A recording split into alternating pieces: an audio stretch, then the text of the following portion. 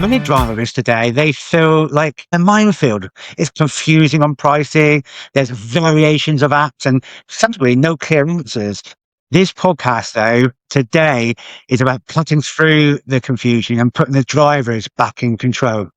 Hey, welcome to my podcast. My name's Tim Moore. I'm the co-founder of ONEEV, where we've designed in the UK for EV drivers. So it's not designed by tech, it's designed by EV drivers. We know what it means to come and speak to the consumers directly. I had, though, a great guest today, and we met some months ago in October, matter of fact, and it was just made as two businesses that send the same values. Please tell me all about yourself. Hi, Tim. Good to see you again. It's Celia here from EVision Electric Vehicles. So we are, the largest electric vehicle hire company in the UK.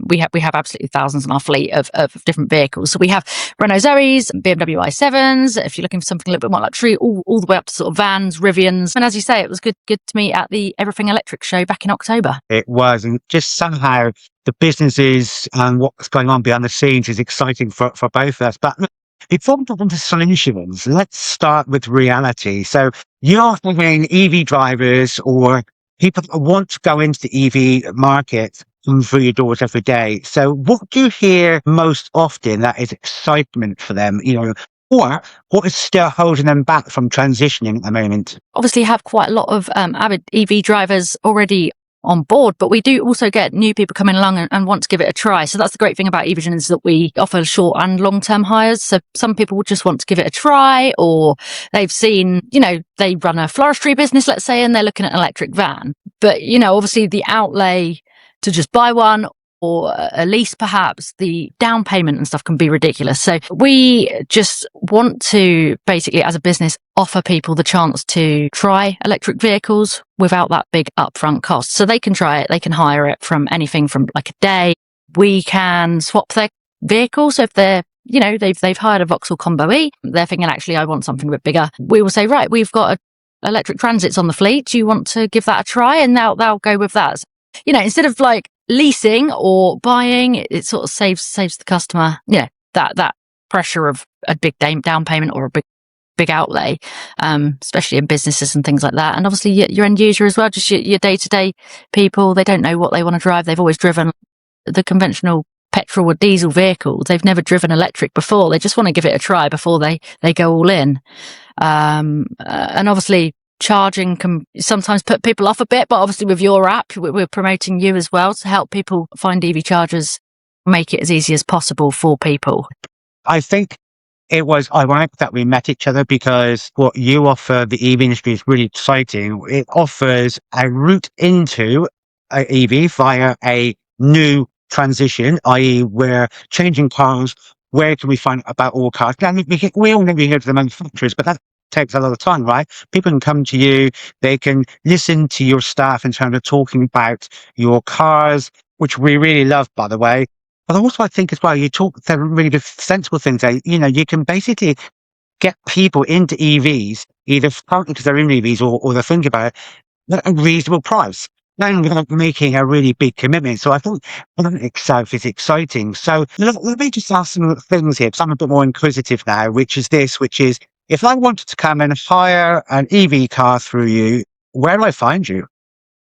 So we've got a website, www.evisionevs.co.uk, or you can pick up the phone, give us a call. We take bookings online, or you can give us a call and book. Our head office is in Strood in Kent, Medway City Estate. We also have collection points and places in Devon, Durham, Yorkshire.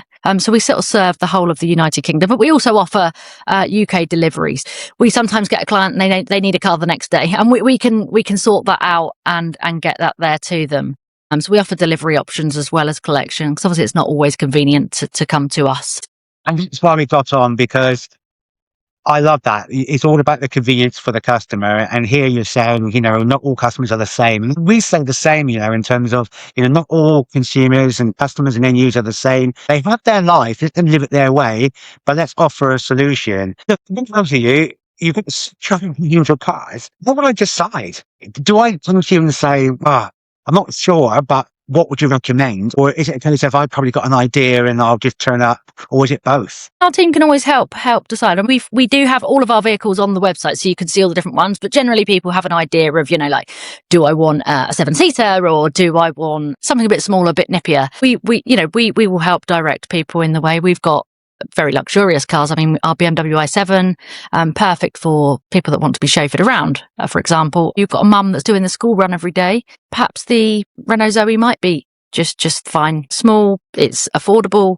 We sometimes have businesses come to us and they think they need a smaller van, or perhaps they think they do, they give it a try, and then they need to upgrade to a bigger one. And we have the smaller vehicles, or they can speak to our team. And the good thing about EVision is they can change it if it's not right for them. So some people like to be a bit more high. I know that, I like to be a bit higher up in a car rather than lower down to the ground. So we have all sorts of things. We've got the BMW i7, which is obviously extremely luxurious. It's got the whole cinema system in the back. I think I possibly showed you it at this show, and I'm sure you've probably seen it anyway. We also have your everyday vehicles, your Kia EV6, your Renault Zoes. And we have a wide range of Teslas as well. So, your mum on the school run, your businessman up and down the country, and we've got something for everyone. Yeah, and this is what I really like about your business model. And it is very much about you cater for everybody according to their own tastes and needs. And I think, by the way, having looked on your website and seen the range of cars, by the way, I'd like to do a test drive of a Porsche at some stage. So if you're ever doing a deal there, please let me know. Because I just think that it's good that you've got all these ranges of cars, because you can take them away then and test drive them in a way that's not just a 20-minute test drive via a manufacturer showroom, which it's good to do that, and you'll probably get some really good tech insight. But actually, to hire it and actually know if you actually love it, it's simple things like, have all the stuff into the car, That's it. Sometimes you just need to get in a car, don't you? And just have a feel for it yourself, or have a week like doing your day-to-day activities in it, and just to get a good feel of it, rather than sort of, 20 minutes up the motorway back. You need a good feel of it, don't you? It's been like my thoughts about having a Porsche. Lovely for me to drive, but the fact I've got my dogs and everything I get around, it's probably going to be the end result that I would actually use. That's it. Which one are you looking at? Which one are you looking at? To be honest with you, I've liked Porsches for a long time. I've had a Porsche and petrol, so I like any of them, if I'm truly honest with you. It's not one particular. The engineering behind them are just amazing. There must be a mindset shift for somebody that comes who thinks themselves, I'm going to actually change from a traditional petrol diesel into an EV. That must be quite exciting that your team has seen the mental shift from going, I'm a diesel driver. No, I want to be an EV driver. What's that like for your team? It's great. Obviously, we all drive electric. So having somebody see the advantages and actually taking it on board, because obviously there's still a large portion of people that are scared to make the change or have certain thoughts about it. But obviously, part of what we do is that we want to promote that it's okay. Like, the charging isn't so bad. You don't need to be worried about the anxiety of the range, things like that, and the charging infrastructure. And obviously people like yourselves making the charging a lot easier and a lot more accessible really is helping. And I've been at the company sort of 10 years now, and the technology and the infrastructure has grown massively. I mean, EVs today are the complete infrastructure, the charging and people's views as well are completely different to what they were 10 years ago. And it's as you say, it's brilliant to see.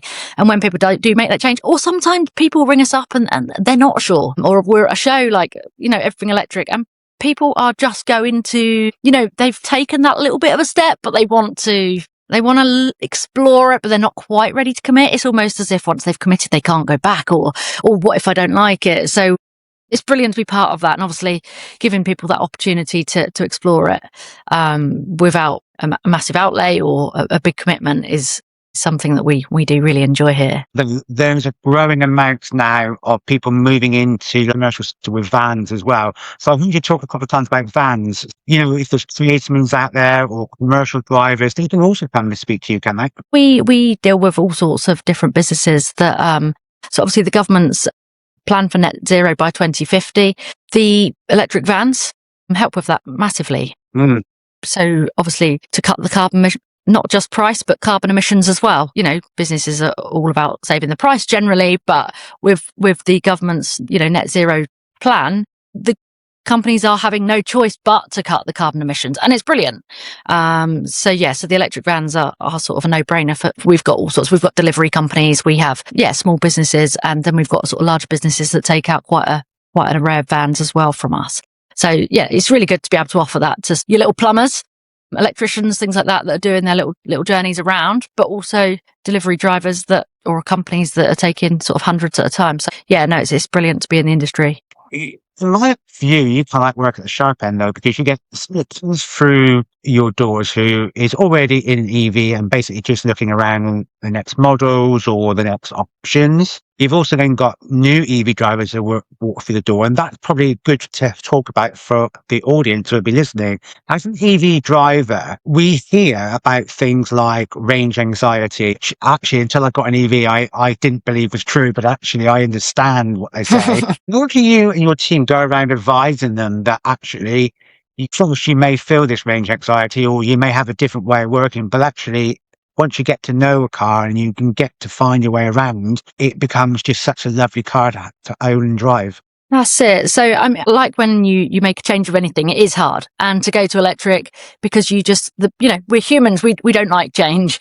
So to go to something new can be a bit stressful. It can be a bit worrying, but within a week or two, you're settled down. You know how many miles the car will do. Obviously, we will tell you roughly how many it would do, depending on sort of how much, how you drive it, the weather conditions, things like that. But the real world range, we will give you an idea of. If you're only going to the school and back, Tesco and back, you probably don't need one with a long range. But if you're doing a lot of motorway journeys, that's the difference. The different vehicles and the different battery sizes offer that. So it's not anything to worry about. Obviously, the charging infrastructure is there. You're never going to be without charging. And, worst comes to worst, you've got your 3-pin plug that you can plug into, where is there electric? So, worst comes to worst, that's that. But you're never going to be in that situation. I mean, the charging infrastructure, and you've got your app, which will direct you towards your closest one, and you just pay on there, and it's absolutely no problem. But just like you have to factor in a petrol station, you just have to factor in your EV charging stations. It's no different. It's just a different way of life that you get used to. The actual difference isn't really anything. You might think, I need to pop to here, I shall charge there, and I'll do 20-minute shopping or something like that. And it sometimes just means that you combine activities, or you just plan a little bit more. But generally it's really just become your everyday. And you mentioned some things there where actually, and I've learned so much about the industry, and that is really, there was a bit of scaremongering there, which is, they don't have big batteries, that you can't do so many miles, but actually you need to assess your own needs. So that's it, yeah. The student, I was a teacher, she goes about 16 miles, 8 miles down things back a day.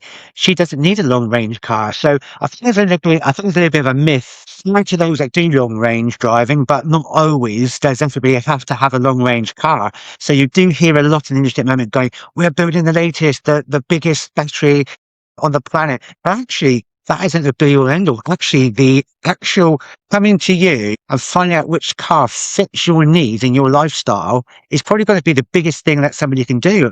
It's going to be the biggest thing that you can help them with, surely. That's it. I mean, sometimes, how often, obviously some people, they do a lot of mileage and they would know that. But as you say, if you're just popping to work or you're just going on the school run and stuff, you don't need a lot of mileage, and you just plug it in when you get home. And that's another thing with home chargers becoming more and more available. I know obviously all new build houses now are having EV charging. So, it's becoming more and more just accessible and easier for the end user as well. But like you say, you don't need a massive battery if you're not doing those long miles. You get, your mileage, but there's also ones that do a lot of miles. So the bigger batteries. Yeah, it's all about making it fit the needs. I think seeing the news about Tesla now being dropped to number 2 in the world.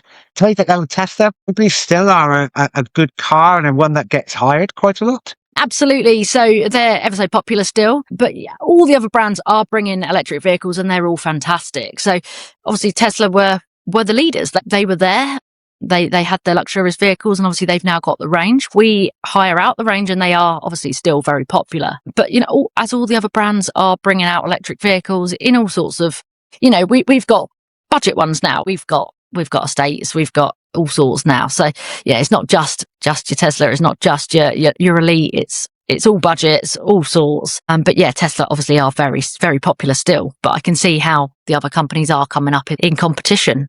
Inside just 1 year of being in the EV industry, it's no longer about what's coming. It's here. I mean, look at all the brands now. The brands have really, really caught up. And some of those brands before, which, personally I didn't necessarily like, I'm actually really liking them now. The reason being is they brought forward a nice, good looking car.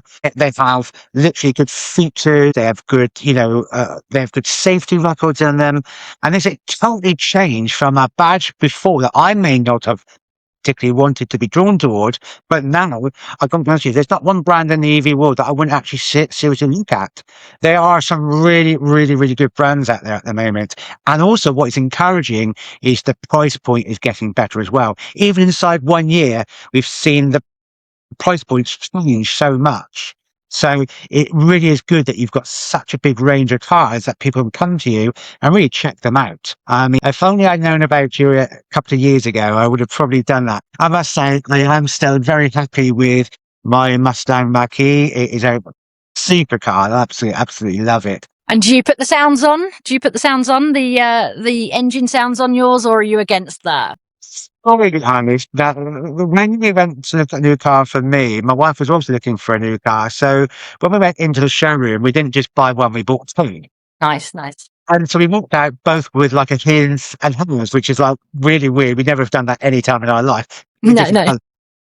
I was once, after your question, no, I do not turn it on. However, about 6 months ago, I was driving my wife's and I was like, why is that car behind me so noisy? Yeah, I'm so used to driving the EV, which is so quiet. And then I sort of pulled in, let the car go past, and there was nobody behind me. And all of a sudden, I accelerated, and I was like, "Oh no, it's my car." My wife has got on the interior sound, and you can actually hear it really talking.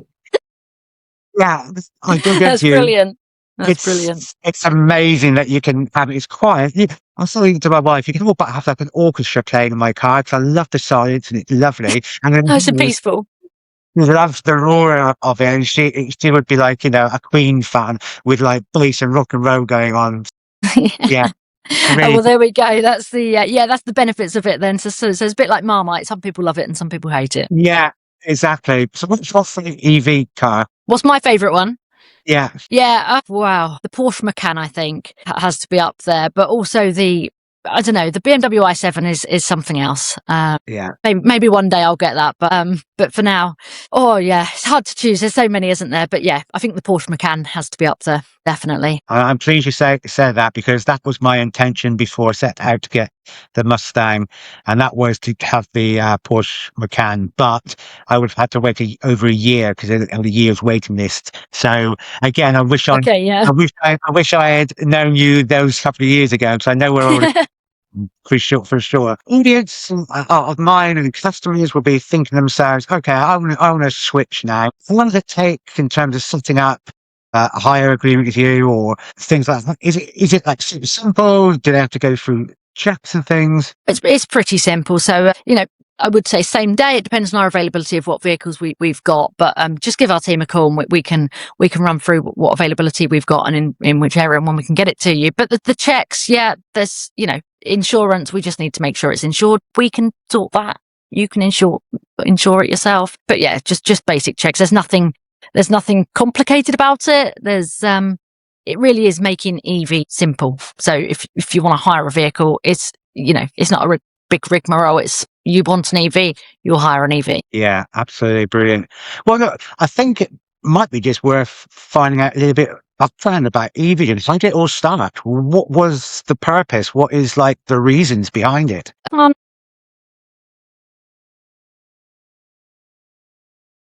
Set up EVision electric vehicles, and he wanted to make it so it was a totally green motoring for people, so they could hire. There was nowhere else that you could just hire electric vehicles. So Hugh wanted to offer electric vehicles on a hire basis. So all of our vehicles, they are charged 100% by solar as well. So when people say it's green, it really is green because our energy does come from solar panels on all of our buildings. And it was all about just reducing emissions, getting electric. And obviously obviously driving electrics, they're brilliant. It's the future.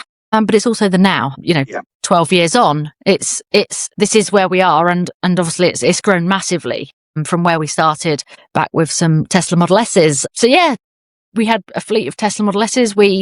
I don't know exactly how many we had, but we started with Model S. We then went on to Model X, and then we sort of expanded into all the different vehicles. So we got BMW i3s, Renault Zoes, and then we've sort of grown. So we've had the Teslas, all of the Teslas now. We've got all of the vans, the MGs. We've also actually, we had at the electric vehicle show, the Rivian. So we have imported over from America a couple of the Rivian trucks. Yeah, so they're not available over in the UK just yet, but we have privately imported them, had sort of amendments done that you need to get them road legal.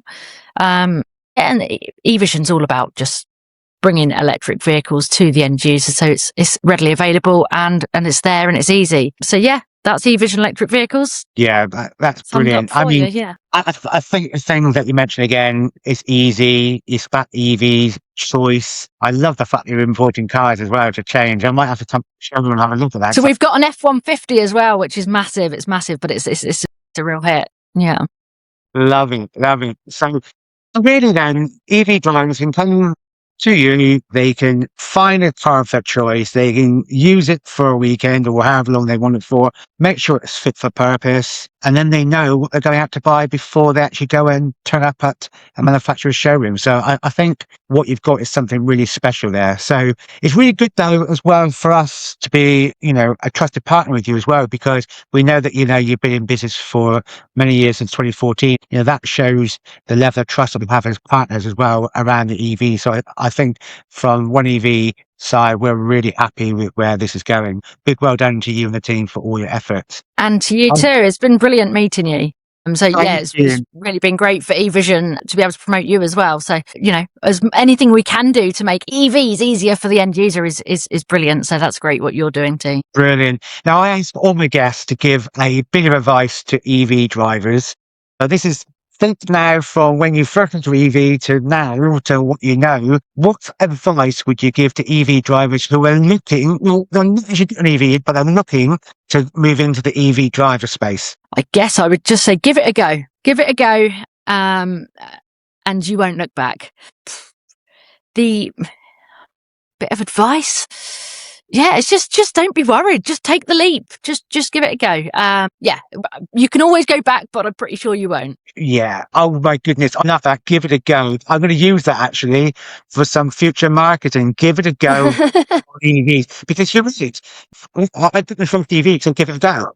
What have you got to lose? I mean, what have you got to lose? And you realise how much smoother it is. And like you were saying about how quiet they are, Yeah. And the technology on them. I mean, even things I know they're becoming more and more popular, but the lane assist and things like that. And when you're driving, it's just safety features, and it's just, there's so much to it these days that I really don't think once you've gone EV, you go back.